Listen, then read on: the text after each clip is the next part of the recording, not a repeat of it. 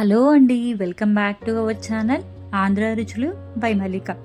ఈ వేసవి కాలంలో మామిడికాయలతో పచ్చళ్ళే కాదండి, ఈ విధంగా పౌడర్ చేసుకొని సంవత్సరం పొడవునా చింతపండు బదులుగా దీన్ని మీరు వాడుకోవచ్చు. ఈ పౌడర్తో మామిడికాయ పులిహార చేసుకోవచ్చండి. చక్కగా రసం పెట్టుకోవచ్చు. తోటకూర పులుసు, ఇలాంటి పులుసు కూరలు చేసుకునేటప్పుడు ఈ పౌడర్ వేసుకోవచ్చు. చింతపండు బదులుగా మీరు దేంట్లో అయినా సరే ఇది వాడుకోవచ్చండి. దీనికోసం ముందుగా నేను ఇక్కడ 10 వరకు పచ్చి మామిడికాయలు తీసుకున్నానండి. వీటిని వాటర్లో వేసుకొని శుభ్రంగా రుద్దుతూ మీరు నీట్గా కడుక్కోండి. తరువాత ఒక పొడి క్లాత్ మీద వీటిని వేసుకొని తడి లేకుండా తుడుచుకోండి. ఈ పైన ఉన్న తొడియాన్ని చాకు సహాయంతో తీసేయండి. మామిడికాయ తొక్కు మొత్తాన్ని కూడా పీలర్ సహాయంతో ఈ విధంగా తీసేయండి.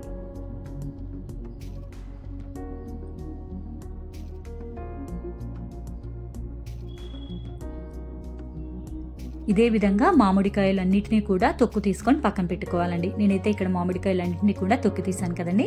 ఇప్పుడు అదే పీలర్ సహాయంతో మామిడికాయల్ని ఈ విధంగా మనం పీల్ తీసుకోవాలండి. స్లైసెస్ లాగా పీల్ చేసుకోవాలి. లోపల టెంక రాకుండా ఈ విధంగా స్లైస్ చేసుకోండి అన్ని మామిడికాయల్ని కూడా. మీరు చాకుతో తరిగే కంటే కూడా ఈ విధంగా స్లైస్ చేసామనుకోండి, చాలా పల్చగా వస్తాయి అన్నమాట.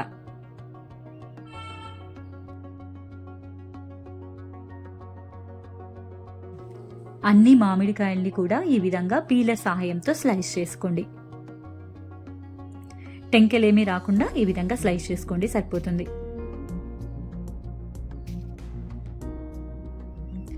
ఇప్పుడు వీటిని ఎండలో పల్చగా ఆరబెట్టుకోవాలండి. ఏదైనా క్లాత్ మీద కానీ లేదంటే ప్లాస్టిక్ కవర్ మీద కానీ ఈ విధంగా పల్చగా వేసుకోండి. అప్పుడే చాలా తొందరగా మీకు ఎండుతాయండి. నేనైతే ఇక్కడ ప్లాస్టిక్ కవర్ మీద వేసాను. 2-3 రోజుల పాటు ఈ విధంగా అయ్యేంత వరకు మీరు ఎండబెట్టుకోవాలండి.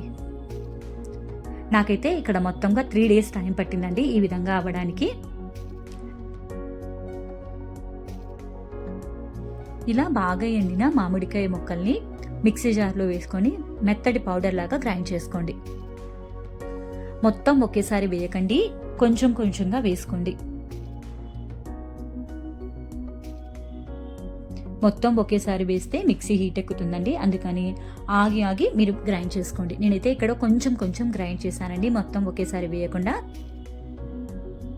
ఈ విధంగా రావాలండి. ఇప్పుడు దీన్ని ఒక ప్లేట్లోకి వేసుకుందాం. ఇదే మిక్సీ జార్లో మరి కొంచెం మామిడికాయ ముక్కల్ని కూడా వేసుకొని మరోసారి గ్రైండ్ చేసుకోండి.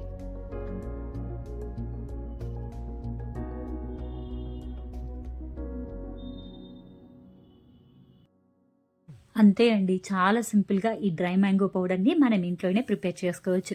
దీన్ని ఆమ్చూర్ పౌడర్ అని కూడా ఉంటారండి. సూపర్ మార్కెట్లో చాలా ఈజీగా దొరుకుతుంది. చక్కగా మనం ఇంట్లోనే ఈ వేసవి కాలంలో చేసుకున్నాం అనుకోండి, అన్ని రెసిపీస్లో సంవత్సరం పాటు కూడా మనం వాడుకోవచ్చు.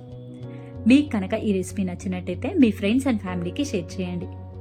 మరిన్ని ఇలాంటి హెల్దీ అండ్ టేస్టీ రెసిపీస్ కోసం మన ఛానల్ని సబ్స్క్రైబ్ చేసుకొని కింద ఉన్న నోటిఫికేషన్ బటన్ని ప్రెస్ చేయండి.